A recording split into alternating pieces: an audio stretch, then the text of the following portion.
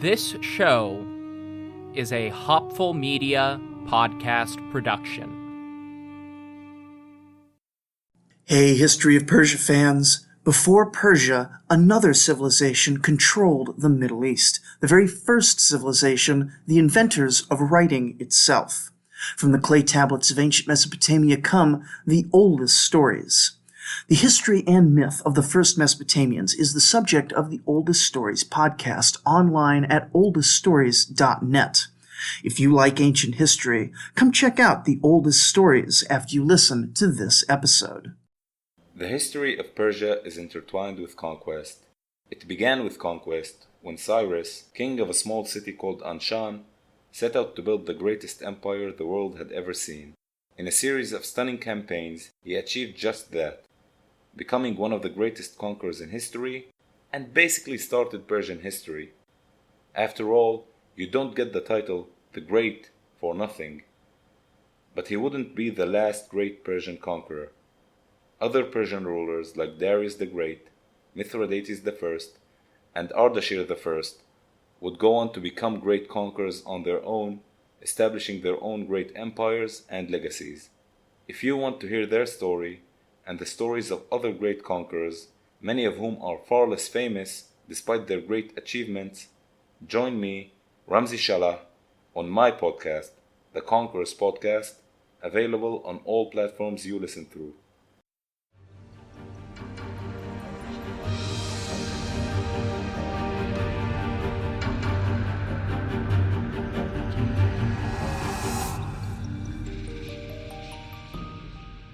Hello everyone, welcome to the history of Persia. I'm Trevor Cully, and this is episode 146, Dating in the Family. Last time, we revisited Mauryan India to discuss international relations between the Seleucids and their eastern neighbors after the Seleucid-Mauryan War. Today, it's time to discuss the royal family of Antiochus I Soter. And almost 150 episodes into this, you probably know what that means. Unlike the Persians who ruled before them, the Seleucids never really developed the same institutional importance for the role of Queen Mother. Part of this is a result of the Greek and Macedonian cultural tradition which birthed the dynasty. As a rule, women held much less direct social and economic power in the West than they did in Iran. And when women did accrue the sort of power and influence we've seen from Persian queens, they were derided and cast as borderline evil, scheming temptresses and witches in popular writing. The most famous example of this in recent episodes was Olympias, the mother of Alexander the Great, but it's a topic that came up repeatedly in Greek descriptions of Achaemenid royal women. That said, part of the diminished role of Queen Mother under the Seleucids is simply that they didn't have one in these early formative years of their empire. Seleucus Nicator's mother had already died back in Macedon by the time he rose to power, and Antiochus Soter's own mother, Apame, died a few years before he took the throne. So there simply wasn't anybody playing that role in the early Seleucid years. Of course, Seleucus's second wife, Stratonike, was still around, but, Antiochus married his stepmother, who, to be fair, was much closer to his own age, and might have been having an affair with her stepson before it was made official anyway. Stratonike is still around at our current point in the narrative, the late 260s BC, and she will actually outlive her second husband by a few years. Unfortunately for our purposes, we do not know much about Stratonike's activities during Antiochus's reign. She just doesn't seem to have been all that involved in the politics of the time. Instead, she appears to have spent a lot of time in Babylonia, in the would-be capital of Seleucia on the Tigris, where Stratonike was involved in local business ventures and sponsored temple festivities. She also received a level of near-deification. The Babylonians translated her name as Astartaniku, reframing her Greek roots as an homage to the local goddess Astarte, and frequently calling the queen by titles otherwise reserved for goddesses. We just don't have a lot of context for why they did this, beyond her general involvement with temple affairs. For all we know, it may have been as simple as not wanting Stratonike to be outdone by her own daughter, from her first marriage to Seleucus. Without harping too much on how exactly everyone was related here, King Antiochus arranged for his younger sister and stepdaughter Phila to marry Antigonus Gonatas, the king of Macedon. Apparently, their union was just as strong as the early Seleucid marriages, because Gonatas didn't follow in his ancestors' footsteps as a polygamous Macedonian king, only ever marrying Phila. Following the Chremonidean War, when Antigonus Gonatas broke Ptolemy II's naval power in the Aegean, Phila played an important role in expanding Antigonid influence out to the Greek islands. Both she and Stratonike were important patrons of the Temple of Apollo on Delos, and Phila, in particular, was given authority over a temple precinct on Samos after the Ptolemies were evicted. Based on epithets used to describe Phila on that island, she may have been honored as semi-divine herself. To round out this messy generation, we have Antiochus's brother, Achaeus, sometimes called Achaeus the Elder to distinguish him from his grandson. I've referenced this elder prince a few times in recent episodes because he was the preeminent Seleucid leader in Anatolia, overseeing the construction of several new cities and personally ruling over a few of them himself in the inland villages of the peninsula. Though he is never referenced with a specific title, Achaeus was the de facto viceroy and governor of the Anatolian provinces, fulfilling a similar role to Cyrus the Younger as Caranos.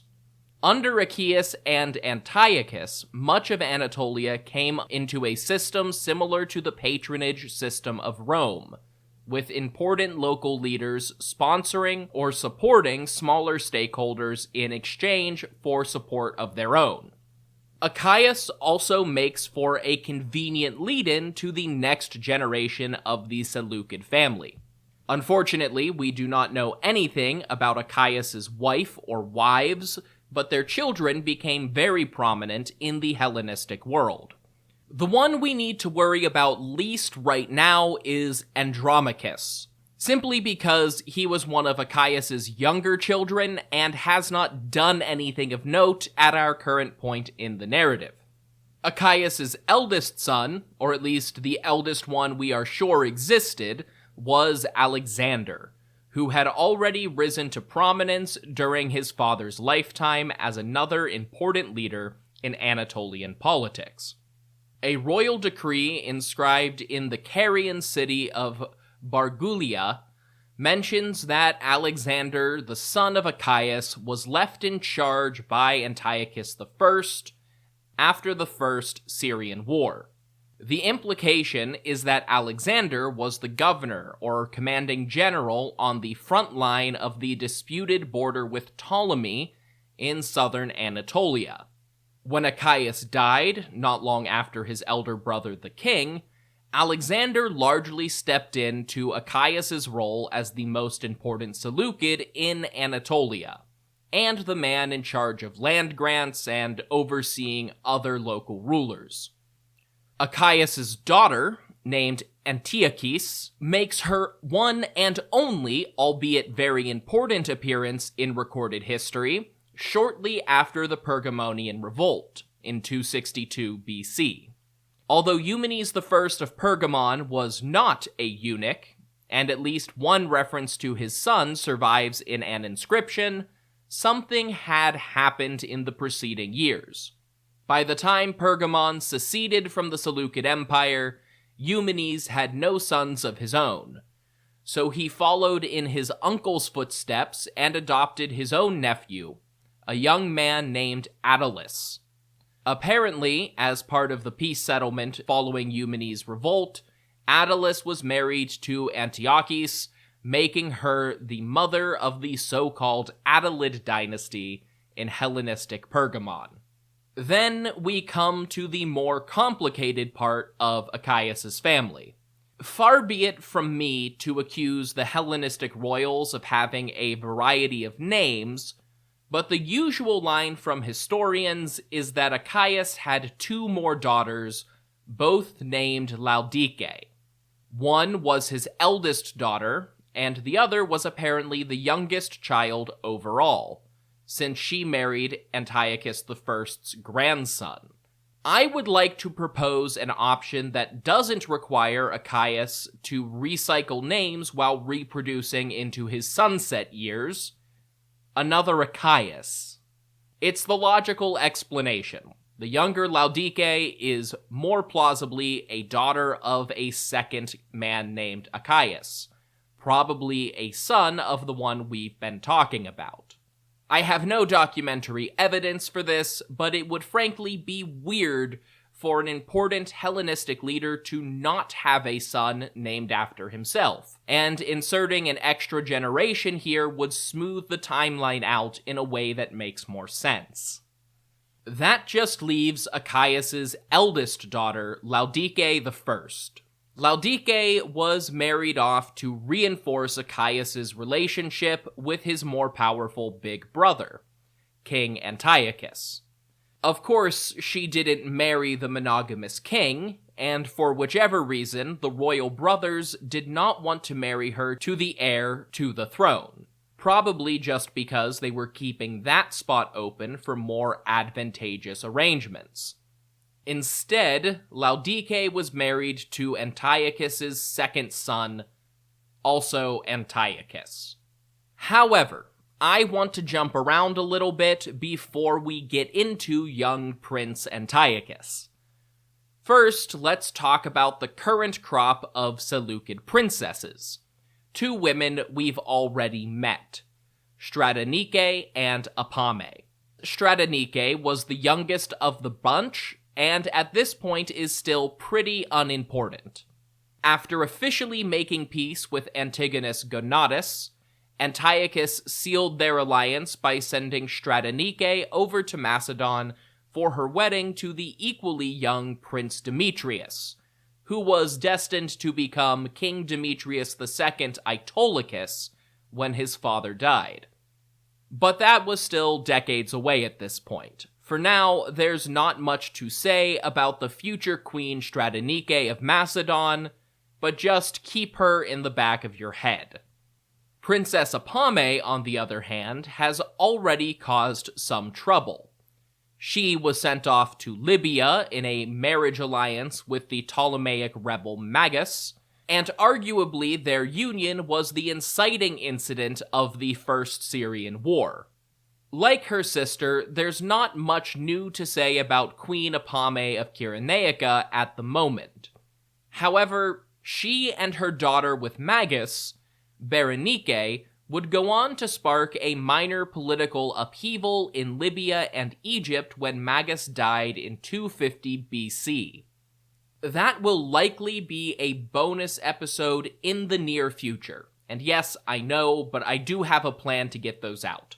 Suffice to say, Berenike was betrothed to the future King Ptolemy III until Apame reneged on that deal, tried to marry a younger son of old Demetrius Polyocrates, who was then assassinated by Berenike. Then the princess briefly seized control of Libya for herself, and eventually married Ptolemy III anyway. That brings me to Antiochus I's sons, and to the title of this episode.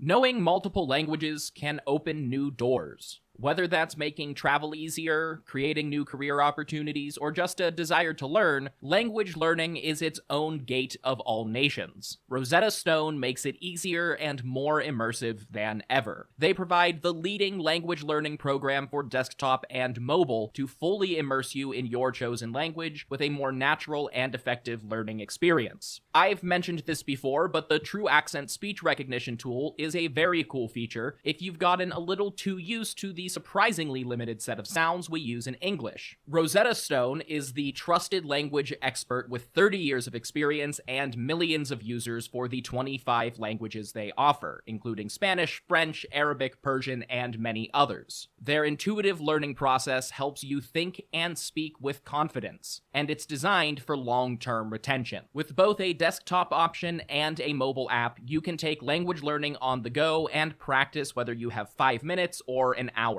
Plus, it's an incredible value with a lifetime membership to all 25 languages, so you can learn as many as you want, whenever you want. Don't wait. Unlock your language learning potential now. History of Persia listeners can grab Rosetta Stone's lifetime membership for 50% off. That's unlimited access to 25 language courses for life. Visit rosettastone.com/today to get started and claim your 50% off today. Don't miss out. Go to rosettastone.com/today and start learning today.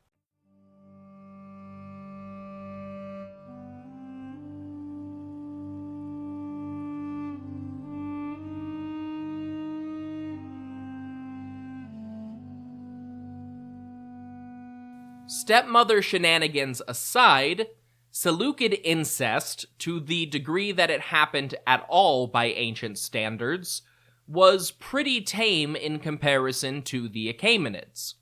Today's episode title is actually a reference to something else, a topic which comes up frequently because it is unsurprisingly important to history: calendars and dates, as in the number of the year. For about 2,000 years at our current point in the narrative, monarchies have been using the number of years a given king ruled to keep track of the date. Even non-monarchies like Athens had a political office where the appointed politician in that role was used to designate a year.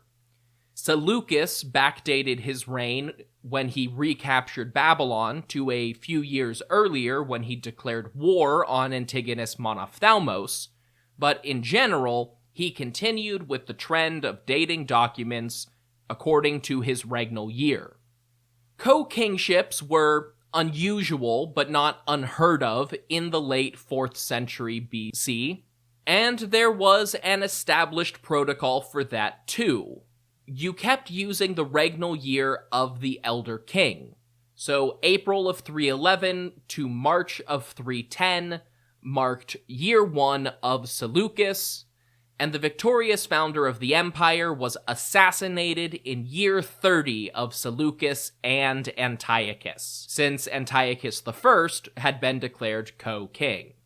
Under normal circumstances, March of 280 BCE would mark the beginning of year 1 of Antiochus by himself, starting the count over again. Instead, Antiochus ordered his scribes not to do this. They recorded the date as year 31 of Antiochus, continuing the count of years from the beginning of what historians call the Seleucid Era, Western history's first widespread system of continuous annual counting. Of course, most calendar systems in use today follow a similar system, whether you're counting from a proposed birth date of Zoroaster or Jesus Christ or the ministry of the Prophet Muhammad. However, the Seleucid era was the first version of this to gain widespread adoption. It was so widespread, in fact, that Antigonus Gonatas also started using the Seleucid era, dating all years from 311 as year 1. Though, since the Greek calendars usually started at the autumn equinox instead of spring, the Eastern and Western versions of this were never quite in sync. The fact that Macedon also adopted the Seleucid year is probably evidence of a wider trend that had already emerged before Antiochus took power. One which probably explains his unconventional choice to continue using his father's regnal year. Other people, usually on a more local level, had already been using a continuous count for some time, and the choice to adopt Seleucus Year 1 as a starting point was just a move to solidify their dynasty as the most important and bring everyone else's calendar into line with their own. According to Jewish tradition described in the Talmud, the Judeans started keeping a continuous count in year 6 of Alexander the Great. However, all of the documents archaeologists have found using that supposed Alexandrian system actually follow the Seleucid era. This has led some modern historians to reinterpret year 6 of Alexander as meaning Alexander the Fourth, the boy king, since his year 6 was the same as Seleucus year 1. Likewise, later Persian documents would also describe their dating system as counting from Alexander the Great, despite using a variation of the Seleucid era. This system of counting went on to be so ubiquitous that it became known as just the Greek year, as it continued to be used across much of the Greek world for many centuries after the Seleucid dynasty faded away. And it traveled even beyond that. A Syriac Aramaic inscription on a stela in China, dated to the Greek year 1092, has been found, meaning that the Seleucid era was in use by some communities for over 1,000 years. The other aspect of a continuous dating system is that it is very helpful when you need to distinguish between kings of the same name. Instead of having to use other context to decide if year 3 of Darius means Darius the 1st, 2nd, or 3rd, we can say with certainty that year 35 of Antiochus is definitely Antiochus the 1st, not the 2nd, 3rd, or all the way down to the 13th. That said, the early Seleucids also exist in a funny transition period. Unlike modern AD-CE dating, where the label applies to every year in the cycle, Antiochus I's scribes continued to specify who was king at the time. It would be like describing the current year as the year of our Lord 2025 in the reign of King Charles III, or something like that. You don't really need the king's name, but the fact that the Babylonians kept including it is helpful, because it reveals some political drama inside the royal family. When Ptolemy II invaded and began the First Syrian War, Antiochus declared his eldest son, Seleucus, co-king. So we suddenly start seeing Babylonian documents dated as year 38 of Antiochus and Seleucus. I put my discussion of the Seleucid era here because without it and the Babylonian regnal dates, we might not even know Seleucus's name. The sole reference to him surviving in Western literature comes from Justin's epitome of Pompeius Trogus. As an epitome, Justin's work is already a summary of Trogus's. However, these events aren't even described in the body of Justin's text. Instead, they are merely referenced in the prologue to Book 26, effectively a bullet point list of events described in each of Trogus's main sections. How, in Syria, King Antiochus, surnamed Soter, died after killing one of his sons and naming the other one Antiochus king. That's it. That's all we get. The Babylonian documents give us little more information, dating business records and official decrees from 274 to 266 as years under Antiochus and Seleucus, then shifting with year 46 of Antiochus the Great King and Antiochus his son. Without Justin's epitome, we would only be able to guess as to what happened here, and without the Babylonian documents, we'd only have a vague inkling that Antiochus I killed one of his sons. Between the two, we get a much fuller picture. In or around 266, Seleucus, the eldest son and co-monarch of Antiochus Soter, committed treason. Perhaps he tried to assassinate or usurp his father. Maybe he had some sort of treacherous affair. If Antiochus wanted to give his son similar experience to his own, then Seleucus would have had command of the upper satrapies, like Bactria, famously a great staging ground for revolt. What we do know is that relatively late in his life, Antiochus I's succession plan was upended when he was left with no choice but to execute his designated heir, and he quickly called on his younger son, Antiochus II, to fill that role. That finally brings us to the new co-king, Antiochus II.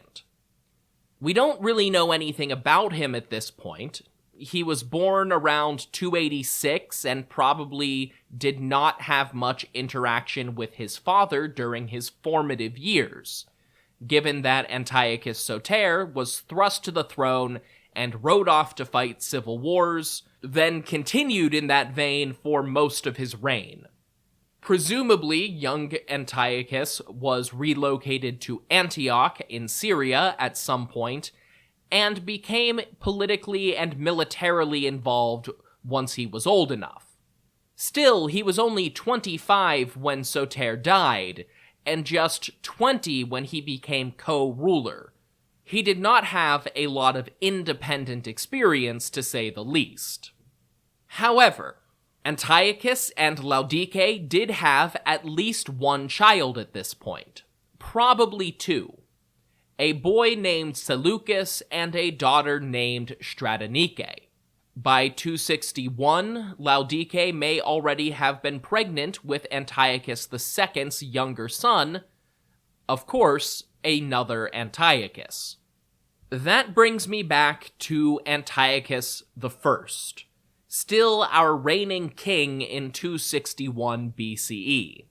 His reign is referenced in numerous Babylonian and later Greek, Roman, and medieval chronicles, which all agree more or less on the end date, with the only variation coming from inclusive or exclusive counting, or in the case of the Uruk Kings list, how good the scribe was at subtraction. The fact that the circumstances of his death are rarely referenced, and that he was a battle-worn 60-year-old man in the 3rd century BC, leads most historians to just shrug and suggest that Antiochus I succumbed to illness. The Roman author Aelian offers an alternative in his On the Nature of Animals, suggesting that Antiochus died in battle against the Galatians. This is possible. Perhaps Galatia rebelled, or some independent raiders were still at large. Galatians were also often hired by all of the Hellenistic kingdoms as mercenaries, and the final years of Antiochus's reign were dotted with minor border skirmishes trying to claw territory back from Ptolemy. It's just unusual that the king himself would make an appearance in one of these minor spats. Maybe it was an ambush, maybe it didn't happen. All we can say is that Aelian referenced it because Antiochus's horse supposedly got revenge. As that story goes, when Antiochus was killed by a Gallic warrior, the horse reared up and trampled the attacker. Either way, in 261 BCE, the king died. He was Antiochus I Soter, the savior of Anatolia against the Gallic threat.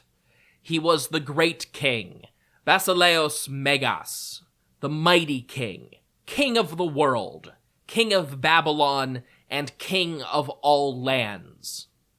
At 62 years old, he had been the Seleucid king for 20 years, and with his death, Antiochus II became sole ruler of the empire. That is going to wait a few weeks.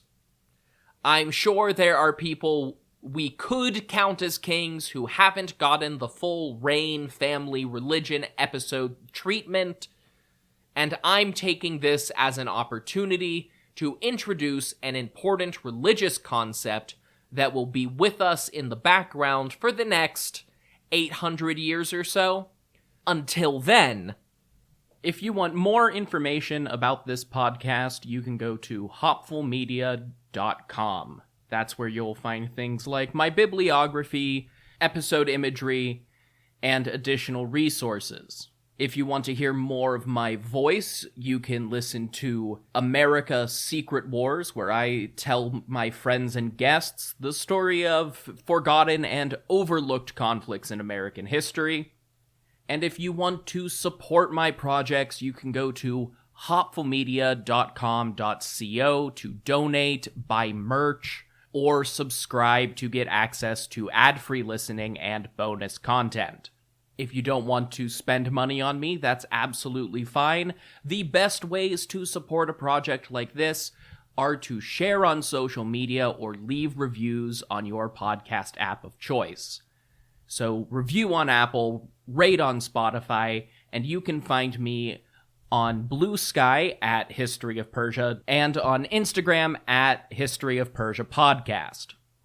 Until next time, thank you all so much for listening to The History of Persia.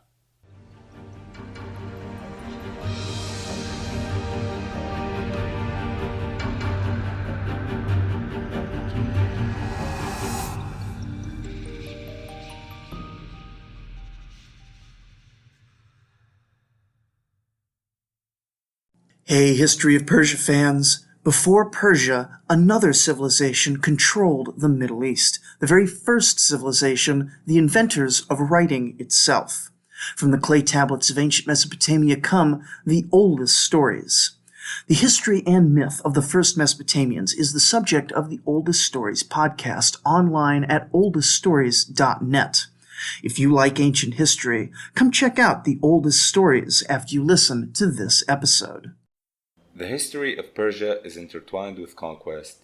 It began with conquest when Cyrus, king of a small city called Anshan, set out to build the greatest empire the world had ever seen. In a series of stunning campaigns, he achieved just that, becoming one of the greatest conquerors in history, and basically started Persian history. After all, you don't get the title the Great for nothing. But he wouldn't be the last great Persian conqueror.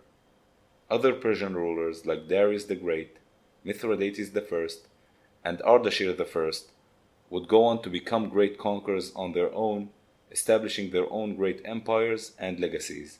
If you want to hear their story, and the stories of other great conquerors, many of whom are far less famous despite their great achievements, join me, Ramzi Shalah, on my podcast, The Conquerors Podcast, available on all platforms you listen through.